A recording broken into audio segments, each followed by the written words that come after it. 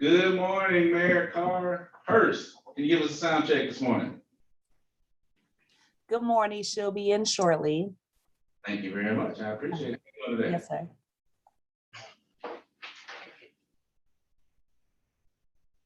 Mayor Bill Edwards, can you give us a sound check, please?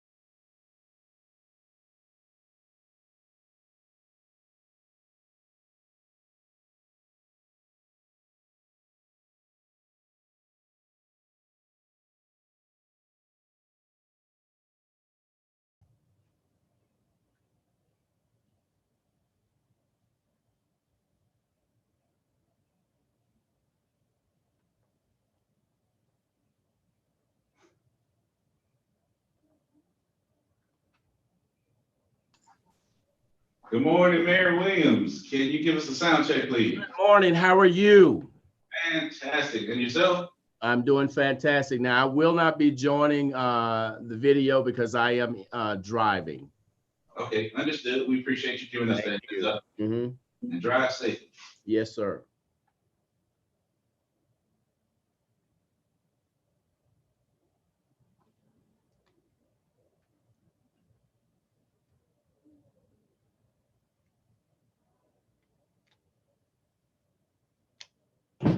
Good morning, Mayor Bodker. Can you give us a sound check, please?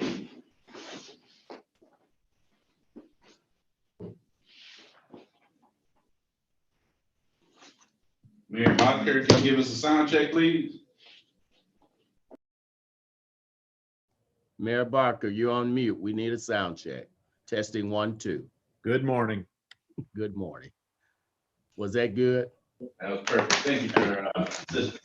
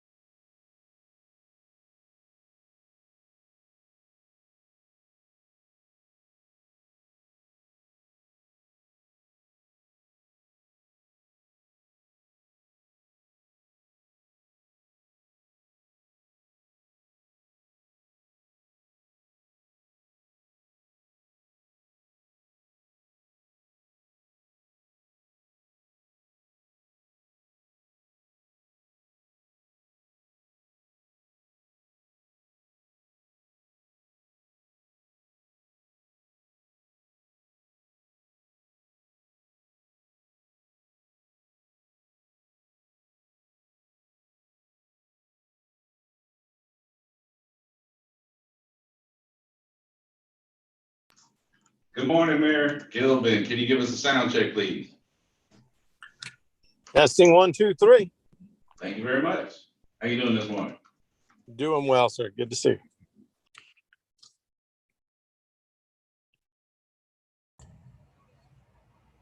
Good morning. Can you hear me? This is from Mayor William Bill Edwards' office. Oh, yeah. Good morning. You threw me off. I was like, I know, it was a little confusing. I apologize. I just wanted to say good morning and do a sound check. Can you hear me all right? yes, ma'am. I appreciate that. Thank you. Have a good weekend. You too.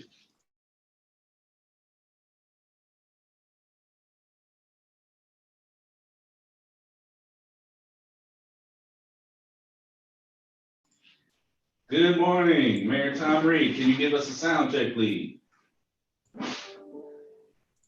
Okay, I have, my ears are stopped up this I morning. saw you, think have but I didn't hear you. So, Good morning, Mayor Okay. Ansley Broom. Can you give us a sound check, please? Good morning, everyone. T-Sloss, Thank they you very don't have much. time. Mayor Reed, are you I there? just pray they don't. do Yes, that. sir. Good morning. All right, I hear you loud and clear. Thank you very much. Okay, you did it. Mayor Carhart? Oh, yeah. We I'm you. here. All Good right. morning. Good morning. We see you and we hear you. Yes. And if you knew, he probably would have told me anyway. Good Okay. morning. How y'all doing this morning? Hello. Good morning.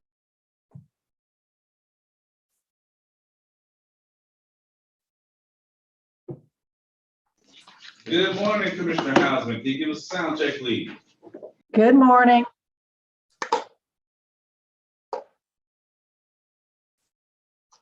Did you hear me? My apologies. I was trying to do a name correction. We had gotten the hear you loud and clear. percentages Thank from a Georgia State study. So that's the one thing that I needed.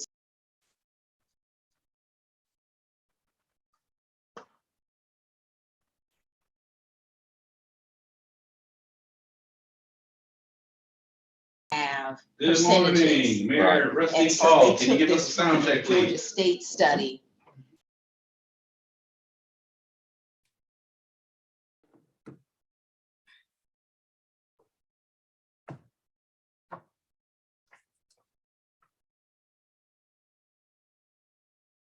Good morning, Mayor Rusty Paul. Can you give us a sound check, please?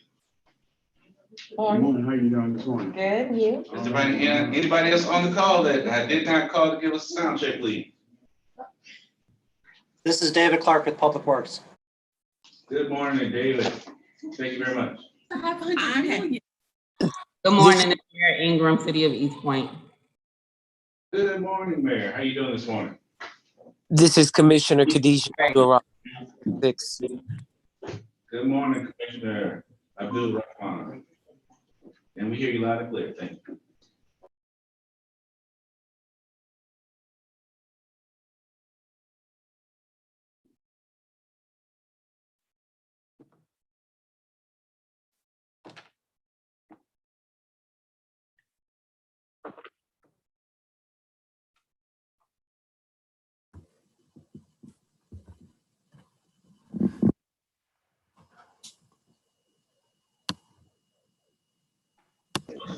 Good morning, Commissioner Lee Morris.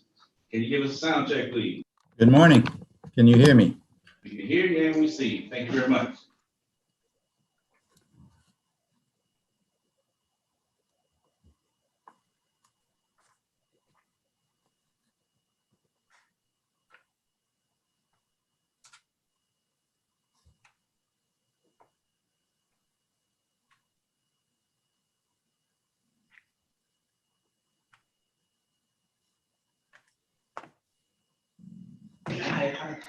Good morning, everybody. Is there anyone that I missed on the sound check?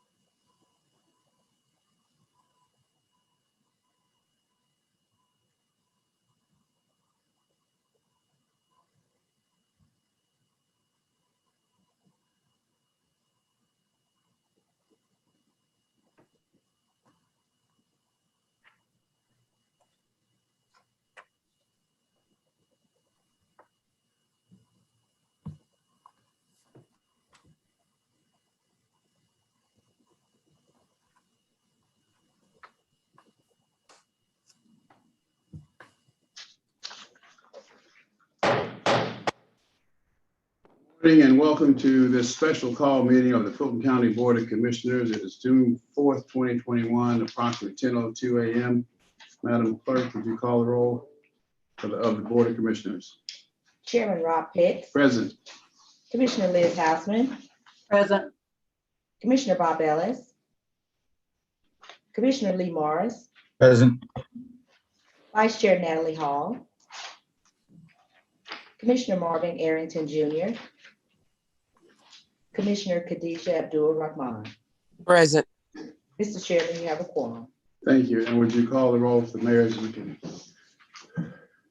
City of Alpharetta, Mayor Gilbin. Present. City of Atlanta, Mayor Bottoms. Chattahoochee Hills, Mayor Reed. Present. College Park, Mayor Motley Broom. Present. East Point, Mayor Holiday Ingram. Here. Fairburn, Mayor Carhurst. Present. Hatefield, Mayor Hallman. Johns Creek, Mayor Bodker. Here. Milton, Mayor Lockwood. Mountain Park, Mayor Steele. Palmetto, Mayor Bodie. Roswell, Mayor Henry. Present. Sandy Springs, Mayor Paul. South Fulton, Mayor Edwards. Union City, Mayor Williams. Here. Okay, that's 1, 2, 3, 4, 5, 6, 7, 8 mayors. 8 mayors. That's what I got. Okay, thank you. We'll proceed with the agenda as is printed. First item up will be a COVID-19 update. Yes, sir, Mr. Chairman. Good morning, mayors and commissioners. I believe Matt Kallmeyer is with us. If he is, I'm going to ask Matt to provide this update. If not, I will do so. Morning, Mr. Manager. I am here. I'll wait for the slides to be loaded. Thank you, Matt. Good morning, good morning, everyone. Good morning, commissioners. Good morning, mayors. We'll go ahead and get started with this. Just a quick update of where we stand with the vaccination effort. Next slide, please. Go ahead and move on through past the agenda. So far, want to make sure everyone has known that our fixed and mobile sites have reached a milestone. Actually, it's a little north of what the number you see on your screen is. Our number as of this morning is 499,750. We're reaching that 500,000 milestone. We hope to get there within today. With all of our combined numbers, we think we'll be able to go ahead and meet that 500,000 individuals vaccinated within our community. So really looking forward to seeing that.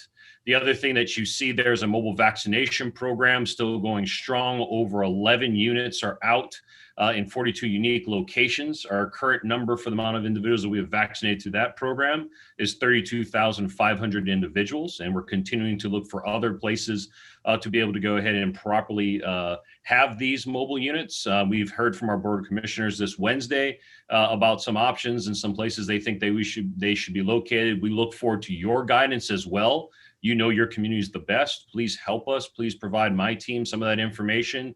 We coordinate with the Board of Health as well as with our provider, CORE, who actually runs the mobile units. We're taking them down to a smaller teams. What our hope is, before we had teams that could vaccinate 400 at a time, we're not seeing that level of use. So we're ratcheting them down to teams that are closer to about 100 vaccines that can be done per day per unit. And we're trying to, we put them called micro units, and we're putting them in strategic places throughout our community. So more to come with that, but just want to let you all know that. With GICC, we're extremely grateful once again for our partnership with the City of College Park. They have done incredible amounts of support. I cannot thank their team enough, especially Miss Andrea Smalls, who has been with us throughout the whole way over there. And it works really closely with their fire department as well and emergency preparedness for that community. So thank you guys. That'll be open until June 26th, which will be a Saturday. After that, we'll be go and spending a little bit more time on our mobile effort. We'll still have some fixed locations, 6 Board of Health clinics, as well as 4700 North Point in Alpharetta, and a South Annex that we'll have open and available for people to continue to get vaccination. But we want to put more of our effort and emphasis, into the mobile process. Next slide, please. So as you see here, just a little bit of different distribution of where we are looking at different places. Once again, don't concentrate on the final number of 495 because that is up north of that, closer to 499,000. And once again, looking for that huge milestone break this weekend, or today, excuse me. Next slide, please. So when it comes to the Mercedes-Benz Community Vaccination Center, we're coming down to the final days. We have 4 days left there, Friday, Saturday, Sunday, and Monday. You'll see the times of operation down there. This is our last big Sunday push. We've asked our faith-based partners to go ahead and reach out to their congregations, let them know that we're open that day to be able to go ahead and service anyone. Free parking, no charge for vaccines whatsoever, in and out. You'll see one of our pods that we have open there in the main part of gate 2, which is right behind the Falcon when you come to the stadium. And we're vaccinating individuals there once again through Monday evening at 5 p.m. It has been a long ride. We started actually vaccinating on January 4th in the stadium. March 24th was our first day with this community vaccination center designation. We have received financial support from FEMA to be able to go ahead and accomplish this, but we actually did this in partnership with our DoD partners and you leveraging our Board of Health friends as well throughout this process. So there was some confusion. Maybe another CVC out there did more vaccinations in one day than us.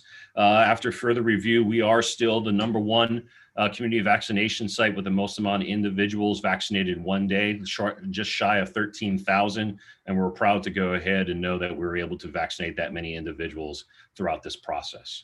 Well over 32,000. We're probably closer to 34,000 right now with walk-ups accommodated at this site. And the amount of youth that we've been able to do is actually about 2,000 today. We've been seeing about 100, a little over 100 individuals from 12 to 15-year-old category that has come through that location each day.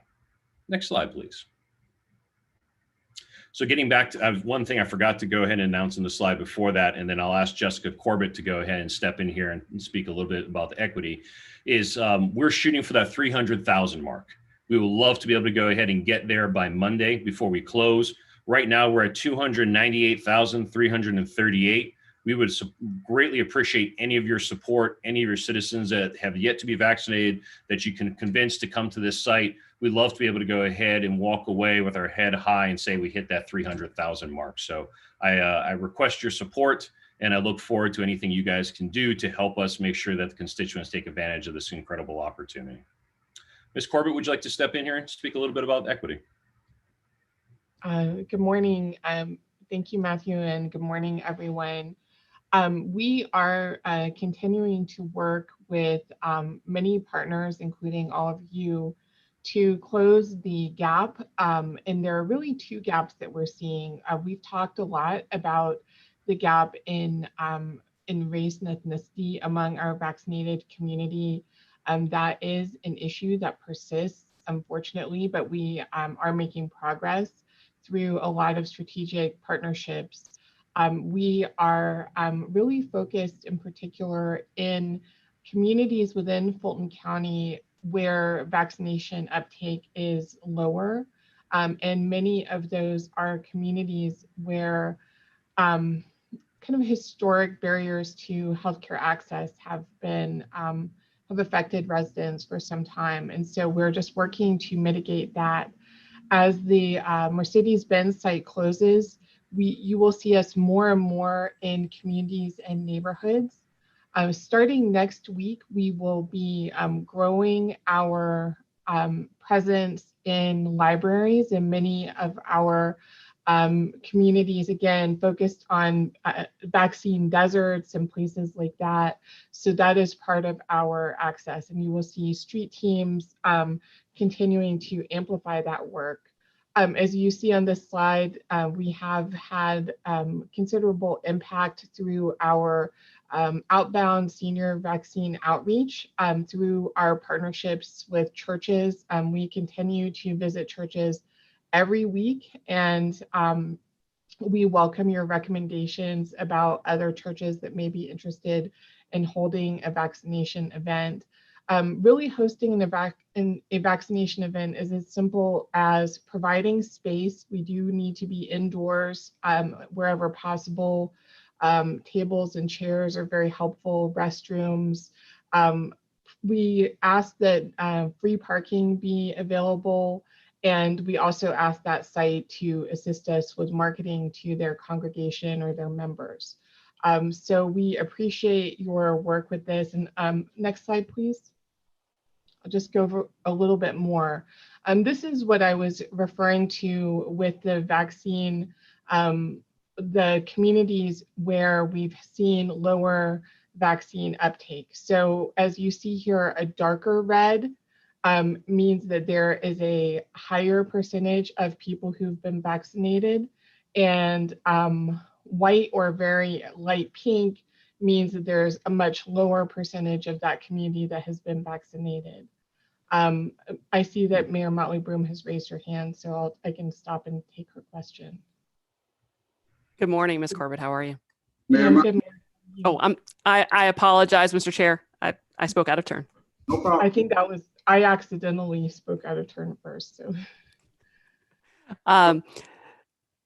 I just wanted to know if you could let us, do you have a running list of where you've been thus far? And would that be something that you could share with us so we could kind of? Yes, I think we can provide that. I will work with Matt and his team to get that to you, and that is something we should be able to provide.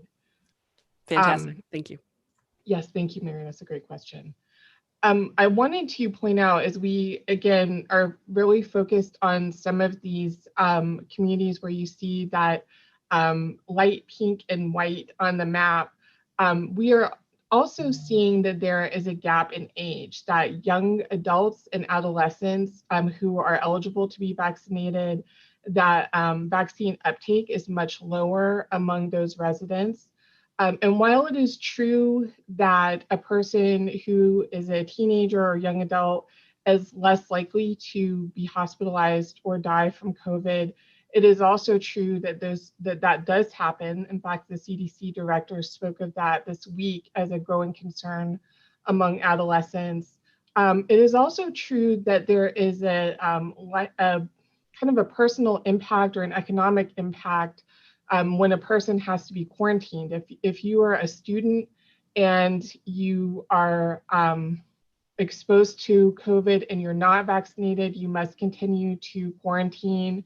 If you're a young adult and you're working and you are exposed to COVID, you are required to quarantine. So there is a disruption that is there for a person who's unvaccinated that isn't there when they are. And that's the gap that we're trying to close, and that's part of the education that we're continuing to work through. We also want parents and decision makers to feel comfortable in helping their children and the young adults in their lives become vaccinated. So there's a lot of education that will continue to take place. Next slide, please. I wanted to mention that you will hear, hopefully some of you have already heard a lot of the advertisements or seen advertisements in digital space and social media. There will be continued radio push. You will see out of home billboards and bus shelter ads. And we will also be doing some texting in some of those low uptake zip codes. So we're excited about the outreach. We really appreciate all of the times that your teams have shared our content. I hope we're not annoying you with all those posts, but we really appreciate your help in getting the word out for your support in hosting vaccination events in your communities. So thank you so much. I think that's the last slide from me. Oh, I'm sorry. I have one. No, I jumped the gun. This is one last example of what we talked about with the vaccines in the libraries. This Sunday, we encourage congregations and their members who have not yet been vaccinated to come to Mercedes-Benz. Tomorrow, we're doing an event with a small, this is an example of a small event we're doing, and I think you'll see more of these. And then on June 17th, we're holding a town hall meeting, a virtual town hall that is focused on nonprofits and organizations that work with adolescents and young adults, so they can be empowered to have those conversations with families.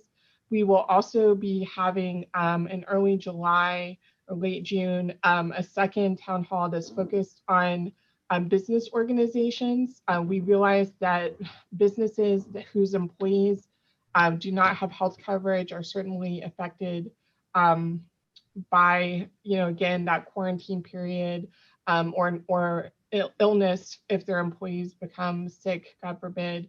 So we encourage small businesses to play a role in the vaccination effort as well.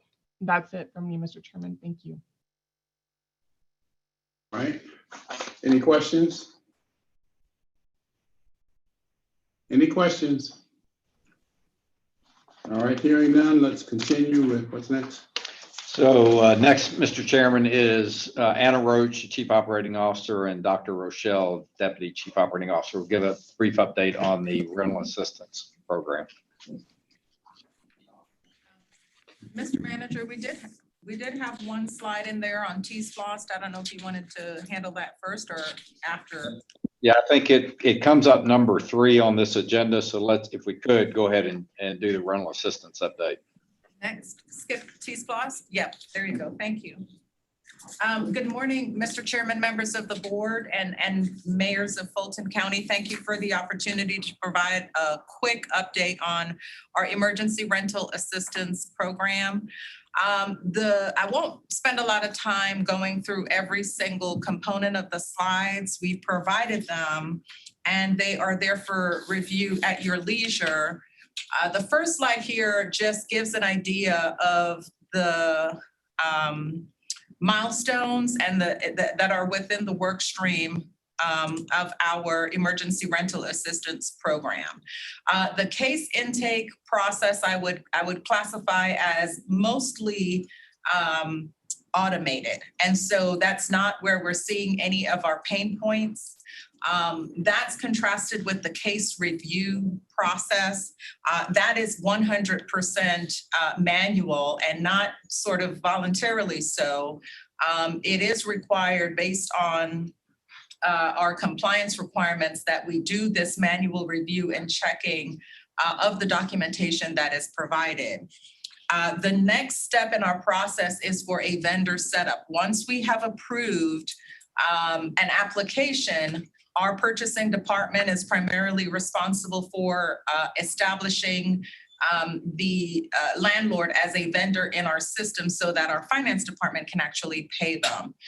This is one of our pain points. It is a mostly manual process, and so we'll be addressing that. And then the final step in the process is the payment processing, and that is almost 100% automated in our finance department, except for the mailing of the checks. And so what I wanted to briefly share with you today is an improvement plan that we've put in place to address areas where we have those manual processes, those required manual processes, mostly in the case review and vendor setup areas. Next slide. I won't go through the challenges. We've talked about them a lot in our conversations and updates on emergency rental assistance. They're primarily around the case review component of adjudication, where the quality of the cases that are submitted is poor because there's missing documentation. And of course, the completeness of the submitted applications are poor as well. Next slide. So one of the things I wanted to outline were improvement steps that we already have in place. And we have almost doubled our adjudication rate with the implementation of these process improvements. And more importantly, increased increasing our resources that we put against some of these milestone areas by 30. We added 30 individuals through a contract with a company called PNN. And again, we've managed to almost double our efforts just by adding 30 individuals, as well as putting in place some of these process improvements that you see on this slide. Next slide.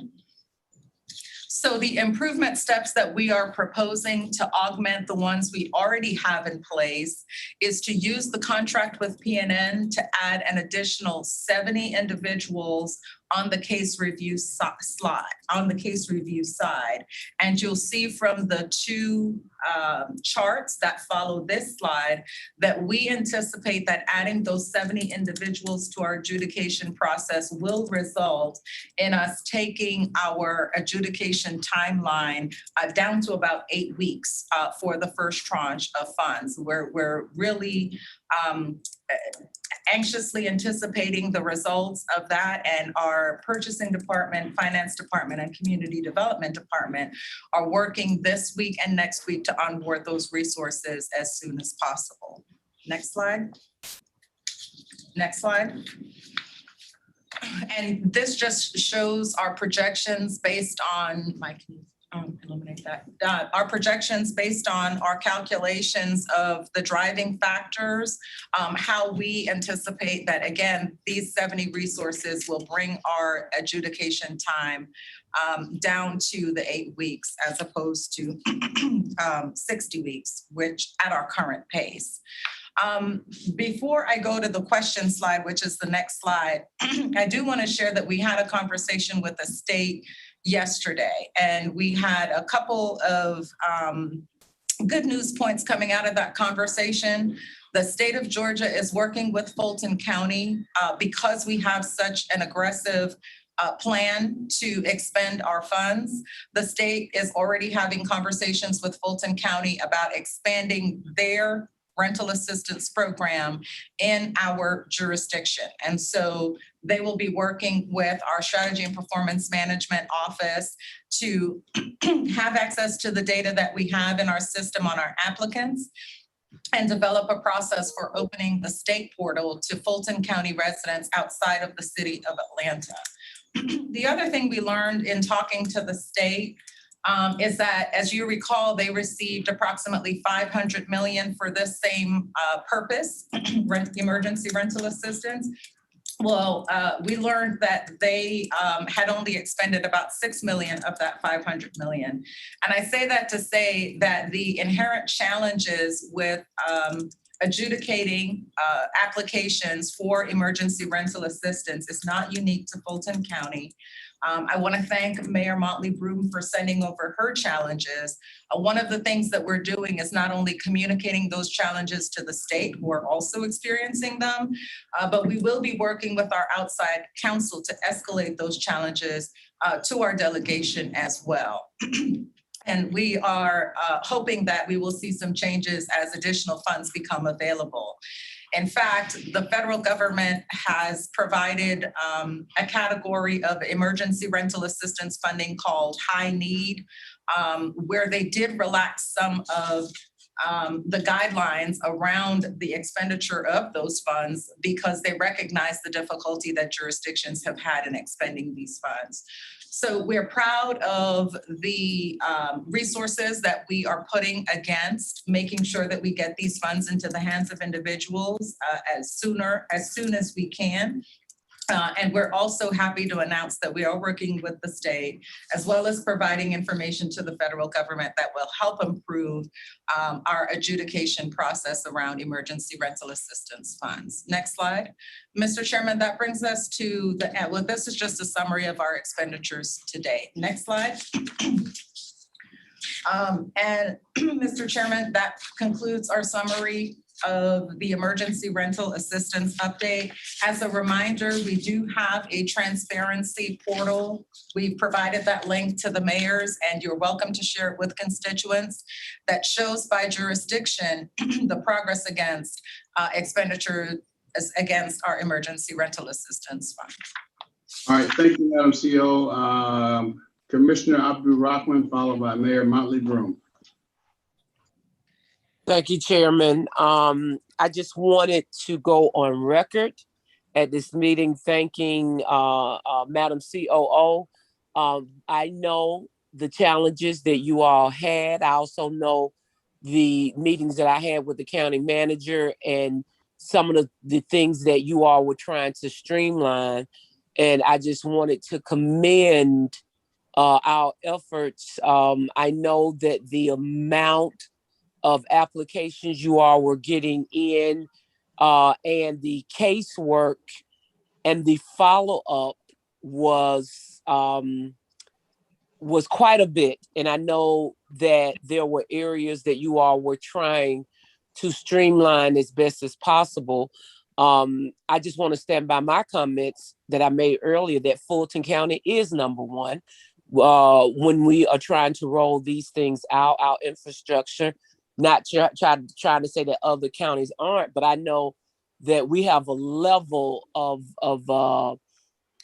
being on top of these things and trying to find areas that we need to act that are challenges that we try to do better.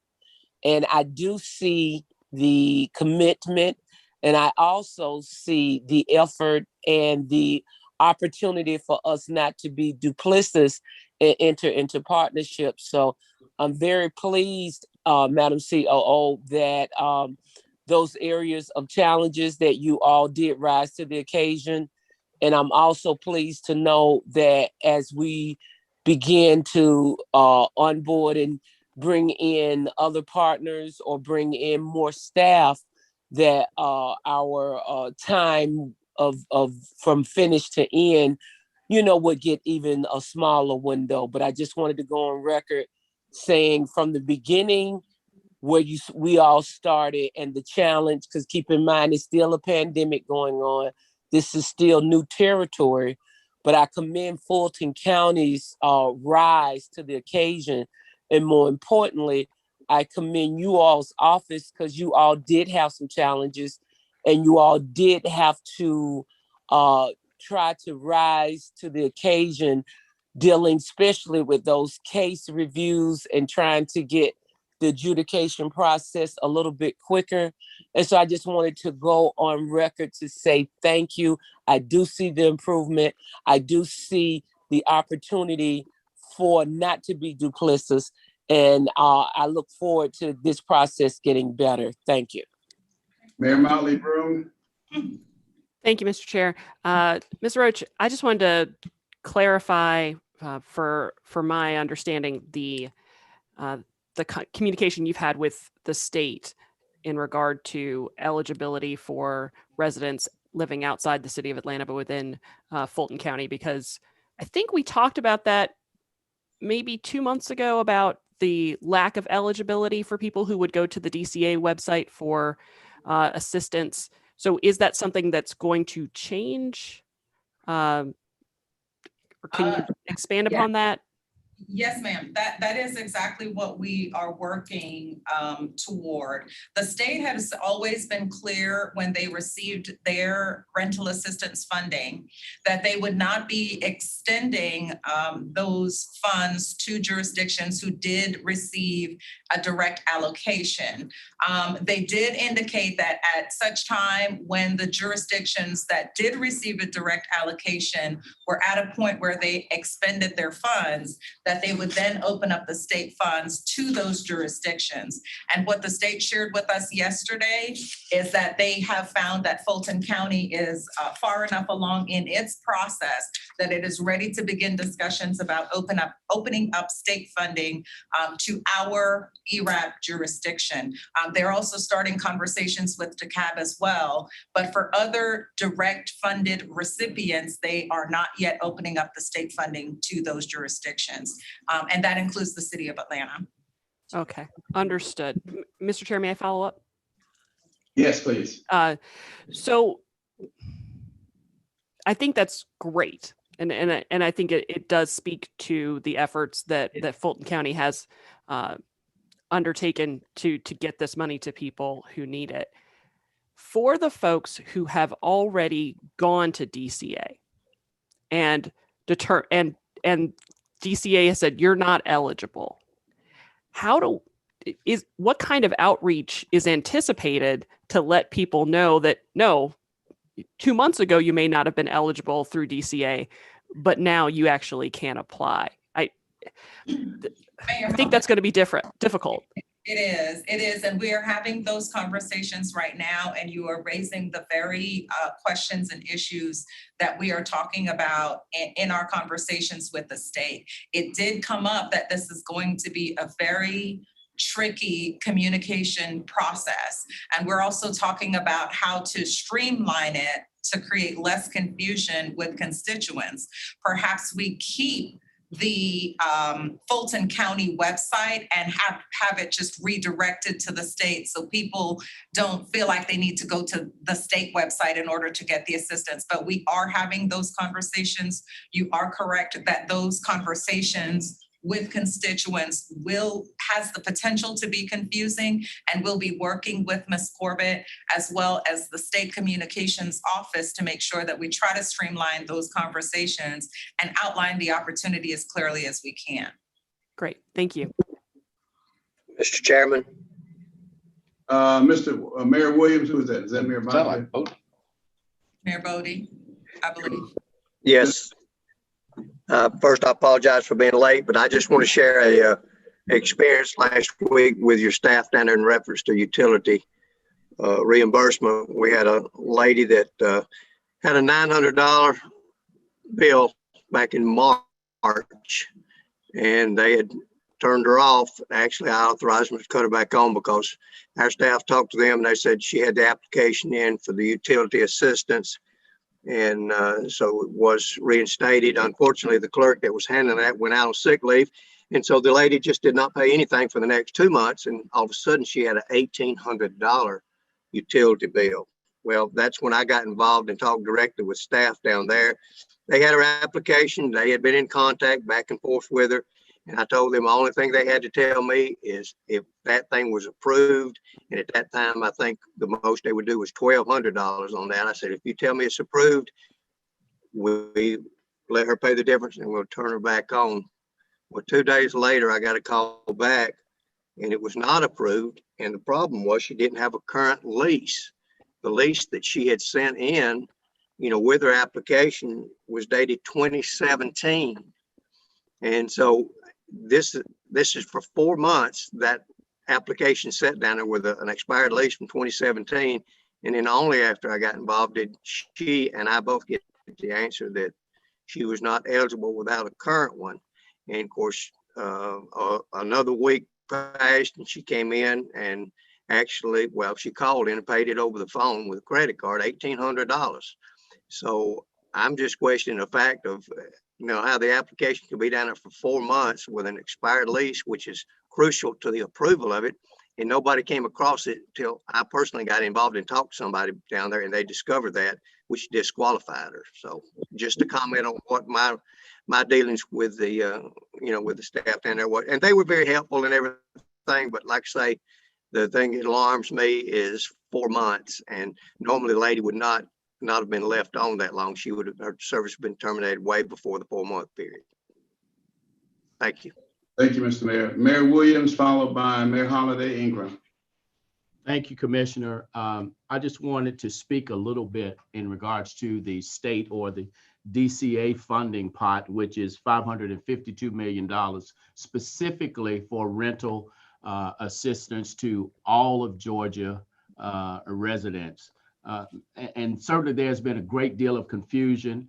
And one of the suggestions that I just heard Commissioner Nunn and former Judge Daphne Walker, who is the director of the division director for House Assistance Divisions with DCA currently. One of the things that they shared is just what COO just shared with us, Fulton County's website being a redirecting point for those who may have gotten misinformed about the DCA pot. It is specifically set up so that cities don't exhaust their funds to be able to make sure that our citizens and even landlords can apply for these funds. And certainly it's been quite confusing and quite complex, but DCA is working to make sure that those folks that have been denied, that they have an opportunity to come back and reapply. And it is going to take all of us to make sure that the messaging gets out to those folks that got turned away because the funding is specifically for them and for that. So any way that I can help with that, we just had a conversation over the weekend, Commissioner Nunn and Ms. Walker and I and several other members of the DCA board, because there has been a great deal of confusion around this. So I just want to let everyone know that that pot is for our citizens to be able to secure that funding, but it allows us to be able to not exhaust our funds to do other things that we may need to do with that. Thank you. Thank you, Mayor Williams. Mayor Holiday Ingram. Yes, good morning, and thank you, Chairman Pitts. I want to first start by saying thank you to the Board of Commissioners for approving CDBG COVID-3 CARES Act funding in the amount of $550,000 for emergency rental and/or mortgage assistance to residents in the city of East Point. We are grateful for that, and I wanted to echo around or tie into the comments around coordinating with the county and the state funds that are available. I think this great opportunity and award that we've received also will require a level of coordination locally. And I want to say publicly thank you to Dr. Rochelle and Ms. Roach for all the work that they've been doing and the way that they have been assisting and helping to coordinate with the city of East Point on the $250,000 emergency rental solutions, the emergency solutions grants that we received to prevent or respond to homelessness. But we're thankful, and I think this is an awesome opportunity for a level of coordination at the state with the state, county, and local funds to be able to make sure we're not triplicating efforts, but also that we are communicating with one message and helping to direct people in the right way, so that it's not people trying to apply for 3 different options, but that we're really maximizing and being efficient with the funds that have been awarded. But thank you again so much. And I'm grateful for the level of coordination being led by Dr. Rochelle and Ms. Roach with us locally on the grant funds we've already received, and look forward to, as we locally build the infrastructure internally, work with this, coordinating and being able to leverage and work with the system, within the system that the county has created, that has, definitely been helpful during this time. Thank you, Mayor. No further questions or comments. Let's move on to the T-SPLOST discussion. Yes, sir. We're going to ask David Clark to give us a very brief update on the collections and then remind everyone of the next upcoming date in terms of project list, and also the county attorney is here to remind us in terms of how the IGA process works. So David, if you'll start with this one-page update, please. Sure. Good morning, everybody. The good news is the April collections came in a little over $9.4 million, which actually was the second highest month that we've ever collected outside of the months of December. Because obviously December with Christmas is always traditionally our highest. So our COVID collections are extremely strong. We're expecting that the entire T+1 program will be able to bring in about $508 million, which is almost 90% of what our estimate was. If you remember, our estimate was about $565 million. I know in talking to all of the public works directors in the different cities, you're all making very good progress on your tier 1 projects. If you remember, that was the 85% level of expected funding. So tier 1 seems to be in a real good shape to be fully funded and completed as part of this year's this first T-SPLOST. The T-SPLOST 2, I know that you're all working on your project list. We've just had a meeting and coordinated with the public works directors. Most of you are going to be able to have your final list provided to us by June 15th, and we appreciate that. I know a couple of the city councils are meeting shortly thereafter. That should be fine. Remember, these project lists are used to finalize the IGA. I believe yesterday a draft copy of the IGA was sent out without these project lists that for your review.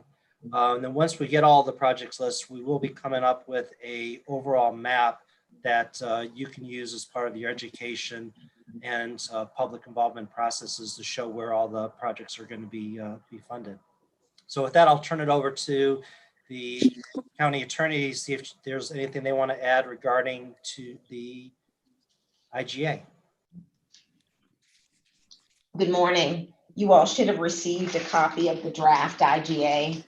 The thing that is missing from this is the list of transportation projects that we're expecting to get from you all. So if you all can send those in, we can attach them. And then at the next meeting, we'll provide for you as soon as we get that list, the final IGA, which will be complete, which we would expect to discuss at you all's next meeting, and hopefully get it executed at that point in time. And as you know from the timeline, the absolute last date that we can notify the election superintendent of the proposed referendum is August 3rd. And the law provides that at least 30 days before that August 3rd deadline is the date you all have to have the meeting.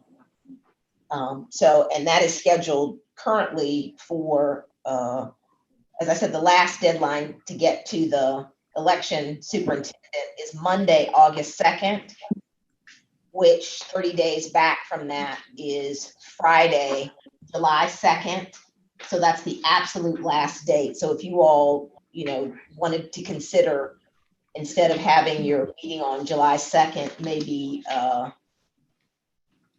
couple of days before that, and that would give us, just to make sure we get everything done in time, that would be appreciated. Question, Mayor Barker? Yes, Mr. Chairman, a couple of things. On the slide where you talked about the Fulton County will map out all the projects as part of the educational process, Johns Creek has taken a slightly different approach this time, and we're being less specific as opposed to more specific, some lessons learned from the last go around. Is that going to be a problem if we don't have specific projects listed for the most part? I don't believe so, Mayor. I'm sure we'll be able to figure out some way to show how the funds are going to be used in Johns Creek, maybe in a non-graphical form, but we'll figure something out. Okay, great. The other thing I want to point out is in the IGA on page 4, section 3F. I'm sort of duty bound by our council to ask that section be removed unless there's a specific call out in the law for that wording to be in the IGA. I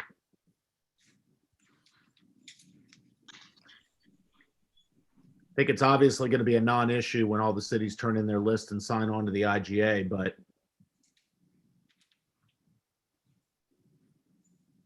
so Madam Attorney, is that a required language? Is that in the law? Well, the law doesn't detail, it says what can be in an IGA as opposed to what must be in an IGA. But generally, a contract sets forth all of the contingencies that may occur, so that if something does happen, we've thought about it and decided how that's going to be handled. So so this says that a city will get a set percentage. Yep. If that city does not participate, they won't get any funds. Oh, I'm clear on what it says. So I'm officially asking that section be removed and that whether a city participates or not, they get their allocation. I don't expect that to be the case, but my council has asked that language be removed. It was a bone of contention in the first IGA as well. It's the same language. Okay. That said, it's the intent of the city of Johns Creek at this point. So far as I know, obviously the council will have to take its votes that we're turning in a list and we intend to sign on to the IGA. Okay. Anyone else? Any further questions or comments? If not, let's move on.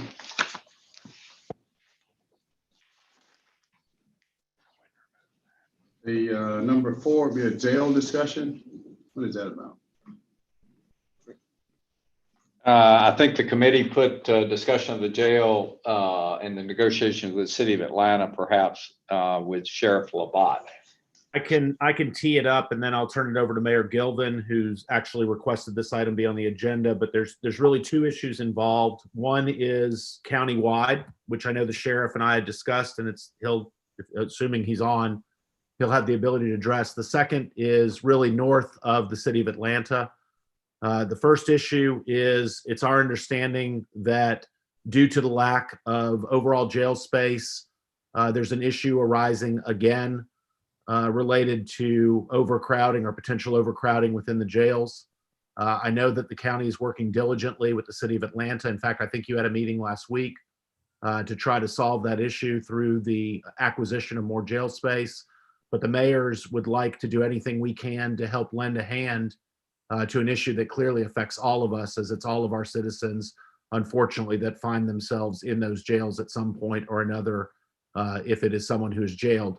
The second issue is a little more specific to North Fulton, in that because of the jail's location, obviously the amount of time round trip to bring someone to Rice Street does not force officers within the city of Atlanta and below to be out of jurisdiction for very long. They can get them efficiently over to the jail because it's a very efficient process within Rice Street and get back on duty. In North Fulton, unfortunately, because of traffic and commuting times, it can take our officers out of service for more than 3 hours once they close the North Annex, which is located in Alpharetta.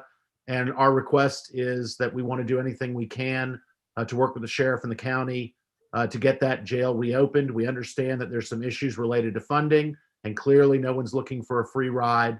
We just want to try to get our officers serving and protecting our citizens, and the best way to do that is to start the process with a check-in in Alpharetta like we used to do. Mayor Gilvin? Thank you, Mayor Biker. Actually, I think he pretty much summed it up better than I could have, but I do want to thank everyone for putting that on the agenda, because I do think these meetings are helpful, and especially in issues that affect all of us, because the jails do affect all of our departments, all of our municipalities. And so I do think the localized North Fulton Annex is critical to providing better service to our public safety departments.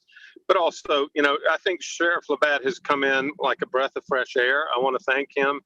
I know we had a bomb threat at North Point Mall a month or 2 ago, and he personally reached out to me to ask if there was anything they could do to help our city, and I was very grateful for that. That's not something I had ever experienced before. And so I think when I see the articles about the overall overcrowding issues and what Fulton County and Sheriff Labatt are trying to do, I just wanted us to have a conversation if there's anything as cities we can do to help influence that, because we've got to get it fixed as a county, and we're all in that part together. Other than that, I just kind of wanted to see if there's anything more we could do as cities to help. Is Sheriff Labatt available? I'm on. Okay. Can you hear me? Yes, sir. You have the floor, Sheriff. Thank you, Mr. Chairman, and certainly thank you to our Board of Commissioners and all of our mayors. This has been an amazing. We're starting into our 6th month as a new administration, and we've gotten support from every corner of Fulton County.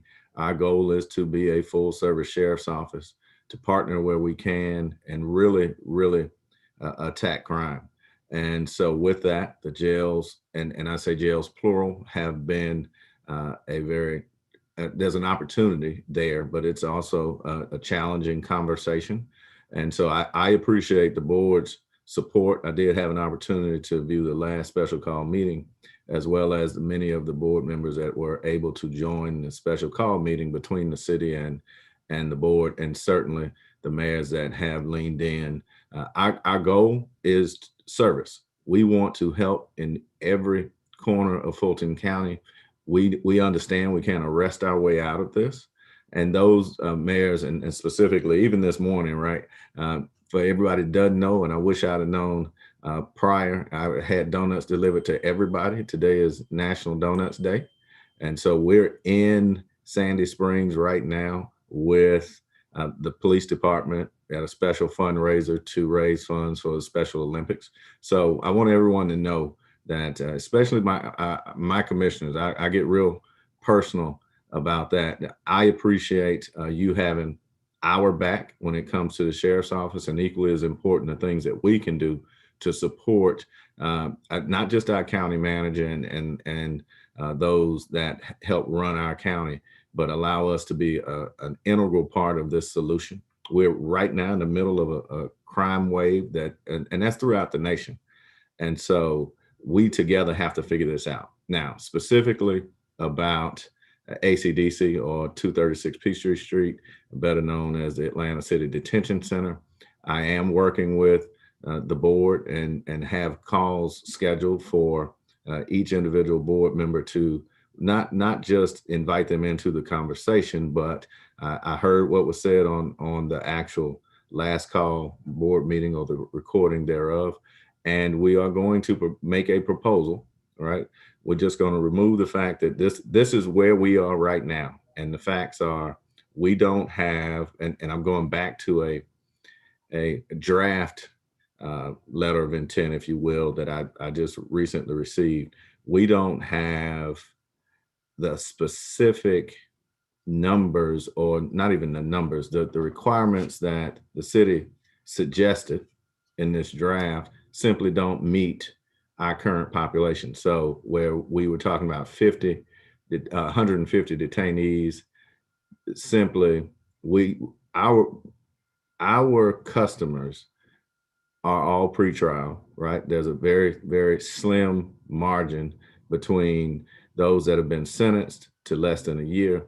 Everyone else goes to the actual court, actual state.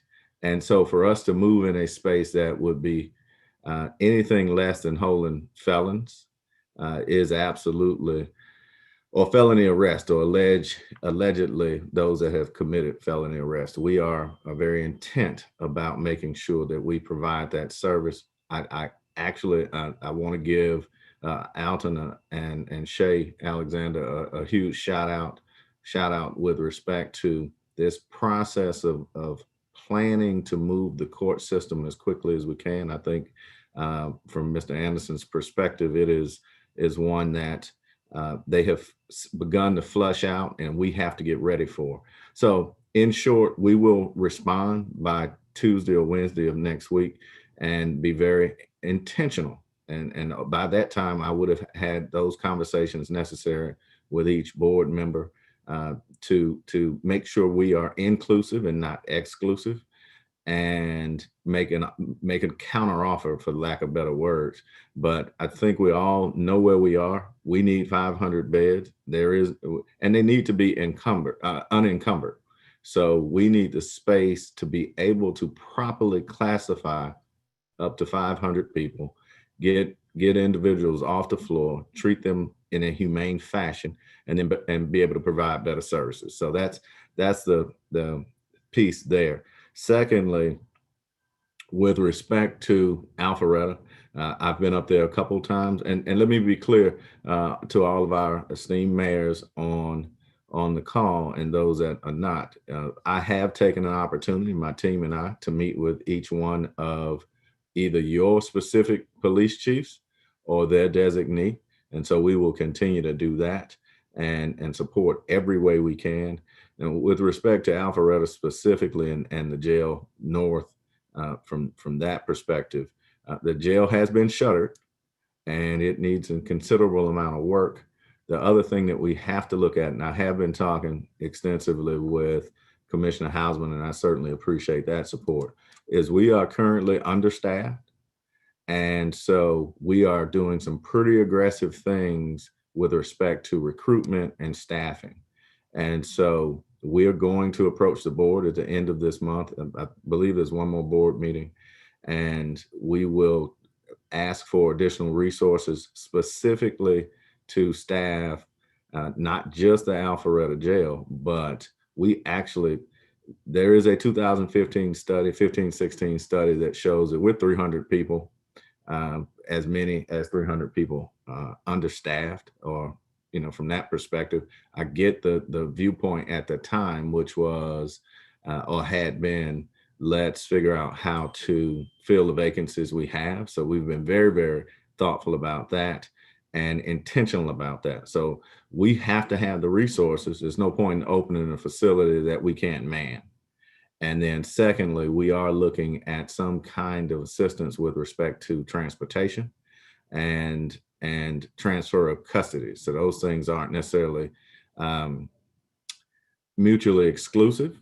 And so, for instance, we're working with Roswell on this. I'm not sure how many people have heard about the situation with respect to not just North County, but being able to do some additional patrolling. So we've actually had the Roswell Police Chief offer us space up there, which means maybe we can help transport when it comes to that. So there is a solution. We just have to be very thoughtful about how that happens. And then internally, we have to upgrade our technology to be able to book a person in Alpharetta into the whole system. So what was happening is we would book a person in Alpharetta, or in this case, if we develop the transportation piece, the technology has to match. And we are working feverishly to do that. So in this case, the police officer would make an arrest, and that information would automatically transfer or be integrated into our booking system. So there are several different technological opportunities that we're trying to reach out and take care of as well. But again, I see a path forward. We just have to be able to work through this to make it happen. And not just the Board of Commissioners has been supportive. I mean, every mayor that I've talked to, everything that we've been able to do, we've run joint operations with both from Sandy Springs to the city of South Fulton. Our goal is to create a safer Fulton County where everywhere people work, live, and play. And so I appreciate everyone leaning in to do that. I appreciate Mayor Williams in both, Bill Edwards as well as Vince Williams, and forgive me because I can't see everybody on the screen, but coming out and taking the time to tour, if you will, the South Annex, right? How do we create a better partnership there? And so we are working feverishly with the actual county attorney's office with regard to a potential lawsuit there. So everyone's been hugely supportive, and we certainly appreciate it and trust and believe there is a path forward. And if there are any questions, I certainly will take those. And I appreciate everyone's patience. Again, my team reminded me the other day, as we did have a leadership retreat this weekend, and it's really surround service. What does that look like? How can we better serve each of you on this call? And my team did take an opportunity to remind me, we've been at this for 5 months and 4 days. So at the end of this month will be a solid 6 months in, and the groundbreaking ideas that we've brought forward and partnerships we've created have been absolutely remarkable. And I'm grateful for everyone's support. But if there are any questions, I know I've talked to a number of mayors, but I'll certainly entertain any questions. Mr. Chair. Mayor Bottcher, followed by Commissioner Houseman and Mayor Edwards. Sheriff, first I want to open and thank you for your detailed opening comments. I think it's obvious that you're on top of things, and we very much appreciate that. It gives us a lot of assurance to know that our sheriff is on top of things. Do you have any idea about the timing of when you think it's realistic if North Annex is going to reopen, when it might be able to reopen? And then secondly, what can we do to continue the conversations to make sure that all of the impediments that you're concerned about, we can clear those hurdles, whether they be financial or non-financial? And that's a great question. I honestly, with an anticipated spike in crime over the summer months, I don't expect it to happen before the fall. I do think we sit down and prepare at least the building, right? I also heard out there somewhere that there are conversations around potentially privatizing that facility.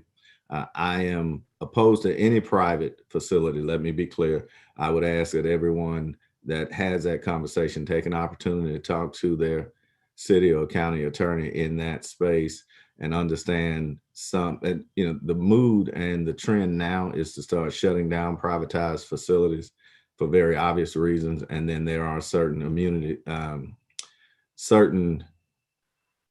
there's certain qualified immunities that are not afforded cities that open privatized facilities. So I just be cautious around that, because we can work with anybody, but we have to, and right now we have over 100 people that are slated to go through our background areas with respect to hiring.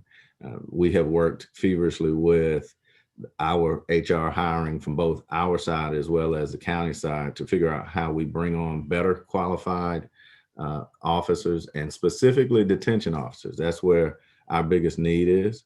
And so, to be honest, it won't happen before the fall because we simply don't have the resources to do that.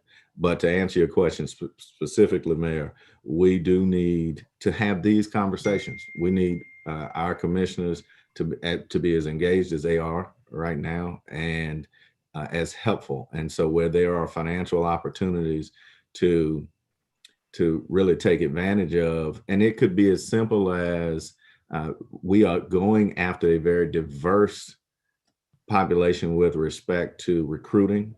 And so it could be as simple as a bonus. Right now in Cobb County, you can get a $2,500 bonus just for signing up. If you have previous experience, you get additional dollars for that. And the one thing that is separate about Cobb County, and you can imagine there are a group of sheriffs that have come in, much like a group of mayors that transition at the same time, and they become very intentional about their conversations and very thoughtful about that. The one thing about Cobb County, when some of you may be familiar with the term, but it was new to me. When you bring in somebody that has experience, for instance, if whatever that experience is internally, if a person can match that experience, all boats rise. So if I bring in someone that's a sergeant that has expertise in running a facility, or a lieutenant at a certain rate, they can be from out of town, they can be from anywhere. Everyone in the sheriff's office at that skill set gets a pay raise. And so that eliminates opportunities for certain bonuses, et cetera. But we're working with HR to figure out what that looks like. So that may be an opportunity there. And at one point, for instance, this was long ago when I was still with the city, we actually paid a stipend for individuals who worked for the sheriff's office that lived in particular areas, right? That maybe that's an option. So nothing, I tell people all the time, don't worry about thinking outside the box, just move the box, then you don't have to worry about thinking about it. So I think we're doing what we need to do, and I certainly appreciate it, Matt Barker, the question. And so I guess as a follow-up, if it's going to take a while to reopen, which I anticipated would be your answer, is there anything we can do to work together, Sheriff, to ensure the most expeditious transfer of detainees from the cities in North Fulton to the jail system in Fulton, so that we can get our officers back in service as quickly as possible? Because all of us run tight staffs as well, and losing these officers for 3-4 hours at a time, it just puts our cities at risk during those time periods.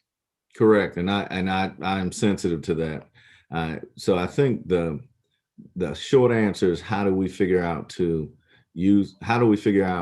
leverage technology to make that happen?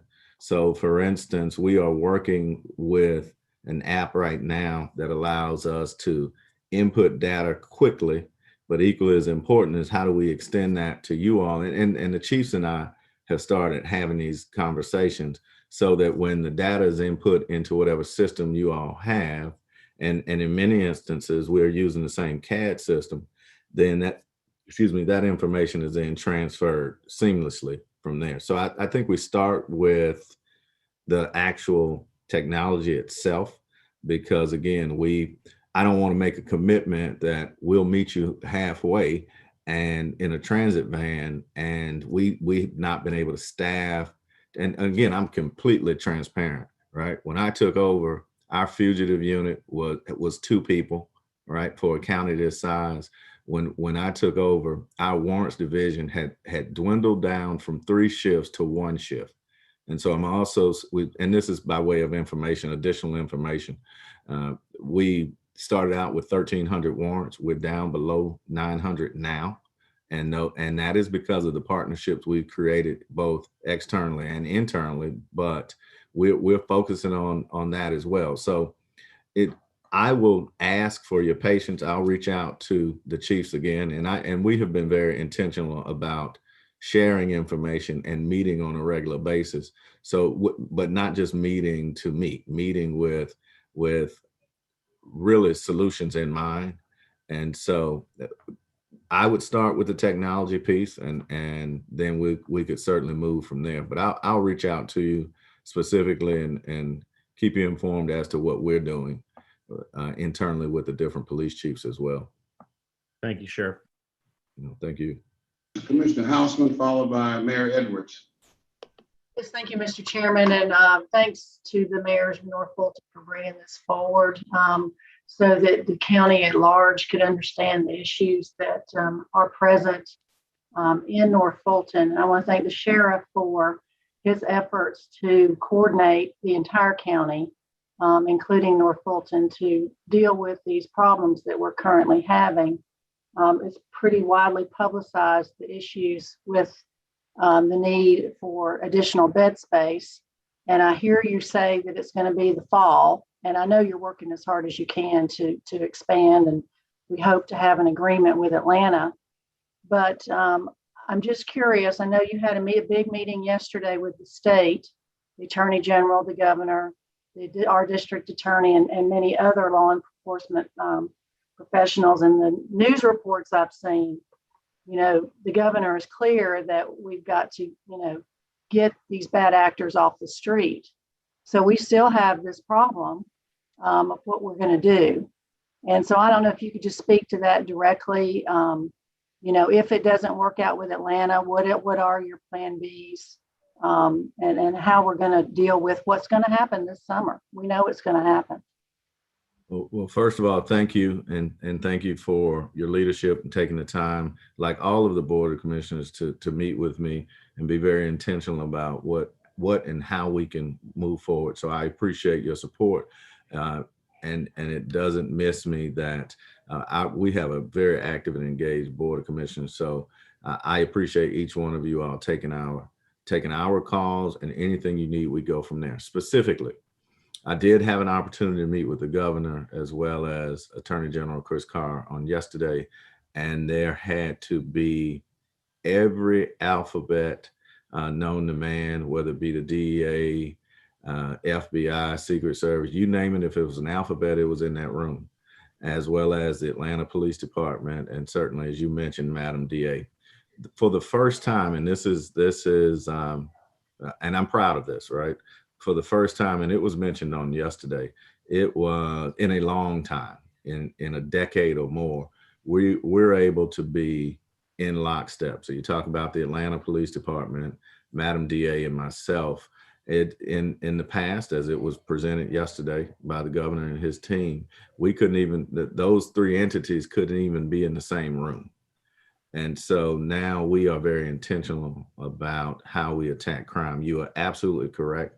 As it warms up, as COVID lessens and the impact on COVID lessens, we do expect crime to go up even more. So what do? Yesterday's meeting was about the Violent Gang Task Force. As the governor mentioned, they started out with 20, and now we're sitting with over 75 people in a room, being able to be all center focused on what that looks like. And what I told the governor and what I told the audience yesterday, and many of you may not know this, we had to start internally and start cleaning out our own house. And so if you have not seen it, it's not been widely publicized, but 2 weeks ago, we arrested one of our own deputies who was working internally to the Fulton County Jail, 901 Rice Street, who we found through cooperation with the DA and our own intelligence that she was bringing in drugs of all sorts into the facility. So she has since been arrested, taken to Cobb County for housing. But equally as important is what was revealed in this arrest. So there's strong ties to the Rolling 20s Crip gang. So gangs are internal to our jail, but also internal to the streets of Fulton County as a whole. And so that was the gist of the meeting yesterday. Part of the most telling fact that came out from the juvenile justice leaders is that nearly 32% of our teenagers right now in Fulton County have been identified as being either in a gang or wanting to be in a gang. And so COVID has certainly had a huge impact on that, where there are certain support systems for the youth that has, and we're talking about 12, 13, and 14-year-olds have had a huge impact there. At the Juvenile Justice Center, in terms of housing, their housing has gone up to risen 82% just from that perspective. And these are 82%, and the numbers have risen based on the fact that juveniles have committed felonies. And so the state recognizes that there is some tweaking that needs to be done on this point system, because again, we want to wrest our way out of this, but the point system itself is not necessarily a state legislative issue. It is a state procedural issue that they are looking at from that perspective. So Commissioner Hausman, you're absolutely correct with respect to the rise in crime, what that will look like. And now what I have said to each one of your police chief mayors is that we're not going to stop arresting people. We're not going to turn people away. So if there's an arrest to be made, the Fulton County Jail is open. We'll deal with that space. In the past, there are a number of charges that were turned away, but we are not doing that. We are working with the courts with respect to, there is a blanket order that Judge Etline has signed, and it stems over or comes over from Judge Edie in terms of who has the authority to give the order, but it is on misdemeanor charges, non-violent misdemeanor charges, where you come in, you get processed in, and ultimately you get released on a signature bond. So I believe that answers your question with respect to what took place on yesterday. There is a full strength, there's a full engagement, if you will, from every state, city, federal, local partner to figure out how we combat crime, to include street racing. So if you looked at some of the most recent numbers, we have arrested more than 700 people or cited them, impounded, hundreds of cars, and we will continue to do that. And I do applaud the state and every one of our House members and Senate members that passed Senate Bill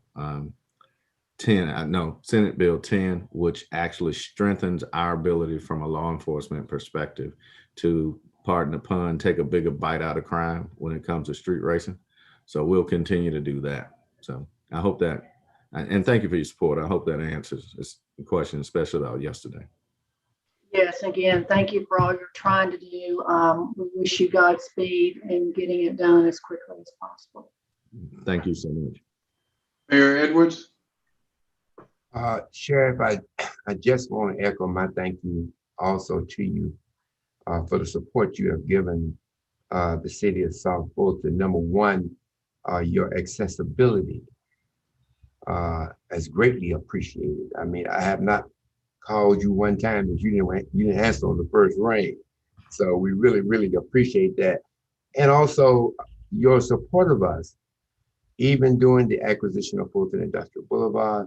I think you were a player as we went through that process. And the fact that you put an office on FIB to help our police department and others curtail crime. Lastly, I don't think that here in South Fulton, where we have had double-digit decreases in crime over the last 3 years, And I just pulled the record from this week. And for the first time in about 4 years, we have had double-digit decrease in every district in the city. And I know that you've played a part in that. You've helped. You've always, when we've called on you, you've been there for us. So I want to say thank you so much. We want to continue to keep crime down in the city of South Fulton. We have a great team, a great chief, and we're looking to do that, and we can do it consistently with your help. Mayor Baca, I do realize how much time it takes to get somebody from point A to point B when they've been arrested. I want to say that we have had that same problem, but thanks to people like Mayor Holliday and others, we worked out situations where we can actually work together to hold people until we give them the right street. So I do understand, how that's affecting you. So Chair, but I just want to add my thank you to others and for what you've done. Well, thank you, Mr. Mayor. And again, that is really an indicator of what we can do when we work together. And so I do want to, it's not just me that put our team out on FIB. It was our county manager, Dick Anderson, and his team who helped us secure the space. Yes. And so we work together to make that happen. We're excited about where we are, Mr. Mayor, and everybody on here. Look, and it's not exclusive to, the legendary Mayor Bill Edwards. I want you to know, I just put my number in the chat. If you did not have it, all of you know that when you call, I'll answer. If not, and I have a 15-minute rule, let me be clear, and I hold my team to this. I'm going to call you back inside 15 minutes. That's just in case I'm in the shower, but it does not matter what that looks like. We want to be able to provide service and no problem. Or if you have a problem, I have a problem. And we want to make sure that we provide service in and throughout Fulton County from that perspective. So we look forward to partnering with all the police departments. And it doesn't matter what corner or where you are in the county, we look forward to it. So I'm excited about that, and certainly thank you from the county side for the support of making sure we had the resources we needed to open up that law enforcement division. And please know, I'm just a different kind of person, and my team is shocked. Right, I was on the side of the road the other day helping at an accident scene, but they are absolutely, my team is absolutely amused that I know how to use the radio. Right. So I've changed my radio number. Thank you to all the folks over at the county 911 system. And it's real easy, Sheriff 01, right? So if you want to have this conversation about how we can help, we are standing ready to do that. And I certainly appreciate it. I'm going to be quiet in case there are any other questions. Comments for the sheriff? Mr. Chairman? Yes. Just a quick comment. Thank you to the sheriff for that information, and also reminding us that today was National Donut Day, and everybody can see what I've got in front of me here. So I invite everybody to come by Palmetto City Hall today and get you a donut. I know Mayor Hurst and Mayor Williams were here at 8 o'clock this morning, so take advantage of it. Thank you. What kind of donuts are they? Well, hey, what other kind are they? They're police donuts. Other questions or comments? Not, let's move. No, on T-Splosh, I want to make a point. What? On T-Splosh. You want to? Yeah, I wanted to respond to what he said, because I think I know why that's in here. Oh, back to T-Splosh? Yeah. All right, the county attorney has a comment on back to T-Splosh. I think the question was asked by Mayor Baca. Right. Okay. You had asked about. Mayor Baca, are you still with us? I am. Okay, on page 4. And when I'm looking at the code section, OCGA, which is 48.8.262, under section C1 and 2, it talks about the percentage that of the rate. And it says that if all of the municipalities are signatories to the IGA, then the rate is 1%. But if not all, it says under 2, the rate is lessened to 0.75%. So I'm thinking that perhaps that's a reflection of, because there'll be less funds, if you're not part of the IGA, instead of going by that percentage, because the monies will be less. But we'll look at that specifically, but I just saw that, so I wanted to let you know that I think that that might be the reason that's in there. But again, we'll look at that. And Madam Attorney, that's not, but if you want to call me offline, I'll be happy to explain to you the rationale of how it got in there, and we can talk about whether it makes sense to remove it or not. okay. Okay, let's move on to item 5, American Rescue Plan Coordination. Is that, Mr. Manager, is that you? No, sir. I think this was put on the agenda to allow the cities to brief everyone on their plans. Again, Mr. Chairman. Mayor Bodker? Mr. Chairman, I can open this one up as well. So obviously the cities are working very hard. There's been a little bit of confusion, as is noted in the slide, related to the first 6 cities. I'll reserve my comments about the impact of that for a few minutes, but I know the cities have started to have preliminary conversations. Johns Creek had an opportunity in its last meeting to do so. And Mayor Holiday Ingram brought up an important point, which is with the reduction of funds, or congratulations to some of the other cities for the increase in funds. We just want to make sure that we're very closely coordinating to both avoid duplication of effort and, most importantly, and I think it is our overall goal, to do everything that we can to help the most people during this time of pandemic, because it really doesn't matter whether you're a small city or a large city. There are people within those cities, there are businesses within those cities who have all been dramatically and negatively impacted over the course of this pandemic. So, Mr. Chairman, what we're respectfully trying to do is do everything that we can to coordinate from the get-go, and we appreciate that the county has taken that approach with this second round of funds. We want to do everything we can to share what each of the cities are doing, and in turn what the county's doing, so that we can make sure that we're as well coordinated as possible. Mr. Chairman. Is that Mayor Edwards? Yes. Mayor Edwards? Well, and thank you for saying that, Mayor Baca. I just want to let you know that, we're one of the cities that was slated to receive approximately $31 million plus. And the final analysis will be receiving a little over 11 million, which we will get half of that on May 21st. And of course, it's split up 2 ways. So we've had to readjust some things considerably. And we've gone to 2 options. And one option is that we spend these things on critical needs such as ERP service, truck, equipment, facility improvements, police, courts, parks and recreation, public works, bridges and repair needs, and city facility improvements. The other option that we have would be to support the health expenditures for funding COVID-19 mitigation efforts and to address economic impacts caused by COVID-19, replace loss of senior sector revenue, provide premium pay for essential workers, and invest in water, sewer, and broadband infrastructure. So we're down to those 2 options right now because of the amount of money that we will be receiving. Now, the contact person I want to let you know for us is Kelly Russell, and she can be reached at kelly.russell@cityofsouthfultonga.gov. But with the considerable decrease in allocation, that's where we are right now, Mr. Chairman. Mayor Carhurst? Good morning, everyone. As you all know, the Senate Republicans last week put an offer on the table to President Biden for the infrastructure proposal, basically with a clawback provision.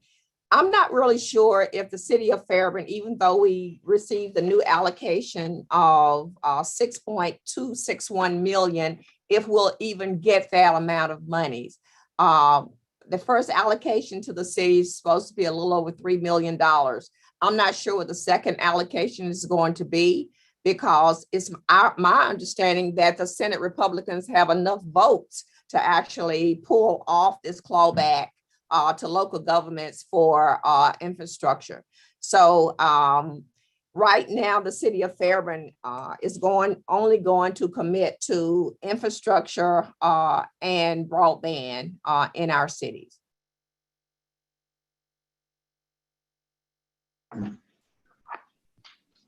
Back to Mayor Botker. I didn't get a chance to make my comment about the Metro Cities allocation. I think I'm gonna give deference to Congress and suggest that this was an unintended mistake. But by creating this designation called Metro Cities, as you can see the impact, Johns Creek was the most impacted in the state of Georgia. I think while I am very thankful for the amounts that the cities that all have the A by them have received, if I just use Milton, my partner practically next door, which is a city about a third of our size, receiving $14 million, and you compare that to Johns Creek, which is a city of almost 90,000 citizens, receiving only $7 million, I think it is unconscionable that situation exists where you have a city 3 times the size of another city with barely the resources able to help the citizens and businesses. And I hope that we'll work together to urge the senators and the representatives from Georgia to do everything they can to get the law corrected and ensure some equitable distribution of these funds. And Mr. Chairman, for your information, the city of Johns Creek right now is poised to take the money into our general fund under the processes of reimbursement, and then we're going to turn around and with the greater flexibility, try to put that money back out into the community to help with an infrastructure perspective. Thank you, Mayor Botker. Mayor Holiday Ingram. Thank you, Mr. Chairman. And speaking with our city manager, he is looking at using the funds that we receive. We're also trying to make sure we know exactly what that amount is going to be. But for lost revenue and infrastructure, for water and sewer infrastructure, we'll be having a discussion. He'll be presenting to council on Monday to have further discussion around that. So our city manager, Fred Gardner, is the contact for the city of East Point. But we too are just trying to make sure we're aware of what those funds are. He also mentioned possibly considering maybe from the second round of funds, some support for small businesses, definitely wanting to coordinate with the county with any support that the county is going to be using its ARP funds for as it relates to that. And I also am very supportive of the youth employment that Commissioner Abdul Rahman has presented, and I saw initially shared in that was included within the county's presentation that was shared with us at the last meeting. I think it is critically important. So definitely I'm committed to working with the county and trying to see how we can support that.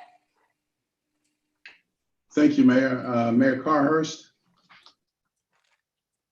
I thought I just gave you the city of Fairburn's position, and that is infrastructure and broadband. And my contact person is going to be Roderick Taylor. Okay. Anyone else? Any other comments?